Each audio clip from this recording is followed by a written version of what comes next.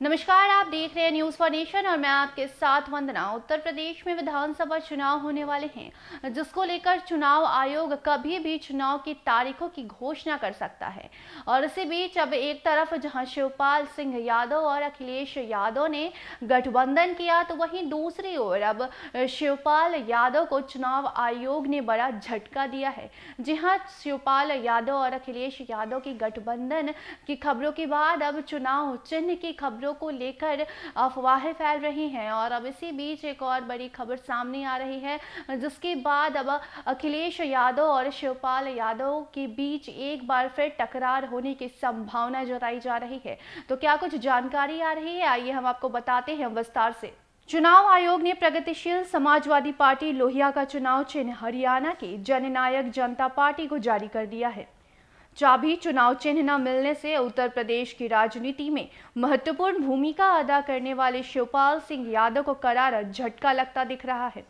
असल में चाबी चुनाव चिन्ह के जरिए शिवपाल सिंह यादव ने 2019 लोकसभा चुनाव में अपनी पार्टी की ताकत दिखाई थी और अब जननायक जनता पार्टी को राज्य स्तरीय पार्टी का दर्जा दे दिए जाने से चाबी चुनाव चिन्ह उस पार्टी को दे दिया गया है। हरियाणा में भाजपा के साथ गठबंधन सरकार बनाने वाली जननायक जनता पार्टी को राज्य स्तरीय पार्टी का दर्जा मिल गया है। जननायक जनता पार्टी के नेता अजय चौटाला और उप मुख्यमंत्री दुष्यंत चौटाला ने हरियाणा में विधानसभा चुनाव 2019 से पहले इनेलो से अलग होकर जननायक जनता पार्टी बनाई थी। हरियाणा से सरकार का हिस्सा बनने के बाद भारतीय चुनाव आयोग ने राज्य स्तरीय पार्टी का दर्जा देते हुए उसे चाबी चुनाव चिन्ह दे दिया है। अब प्रदेश में किसी अन्य दल या प्रत्याशी को ये चुनाव चिन्ह आवंटित नहीं किया जाएगा। ऐसे में अटकलें हैं कि शिवपाल यादव की पार्टी विधानसभा चुनाव साइकिल चुनाव चिन्ह पर ही लड़ेगी।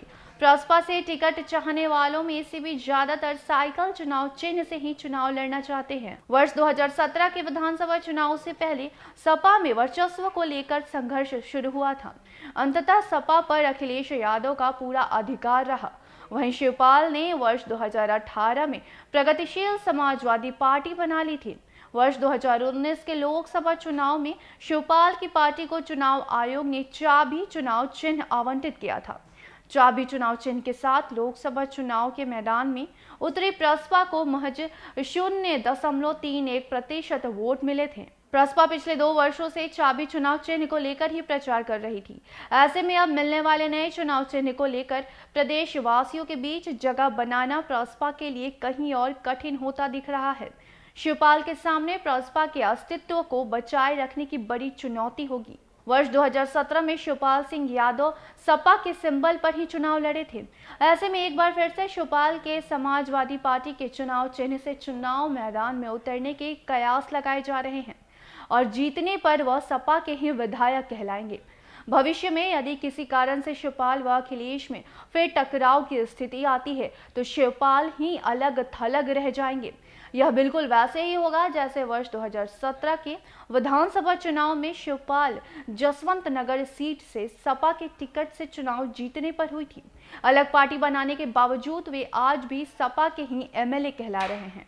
तो विधानसभा चुनाव के पहले चुनाव आयोग ने शिवपाल सिंह यादव को बड़ा झटका दिया है। जी हां, शिवपाल सिंह यादव कई सालों से अपने चाबी चुनाव चिन्ह को लेकर ही चुनावी मैदान में उतरते थे और इस बार भी उनका कुछ ऐसा ही इरादा था, लेकिन इसके बावजूद भी चुनाव चिन्ह उनका अब चाबी नहीं रहा। जी हां, चुनाव आयोग ने चाबी चुनाव चिन्ह किसी और को दे दिया है और अब आने वाले चुनावी दौर में ये देखना होगा कि क्या शिवपाल यादव अखिलेश यादव के चुनाव चिन्ह पर ही यानी कि साइकिल पर ही अपनी सवारी करके चुनावी मैदान में उतरते हैं या फिर से एक बार अखिलेश यादव और शिवपाल सिंह यादव के बीच टकरार देखने को मिलती है। तो फिलहाल के लिए इतना ही। देखते रहें न्यूज़ फॉर नेशन। धन्यवाद।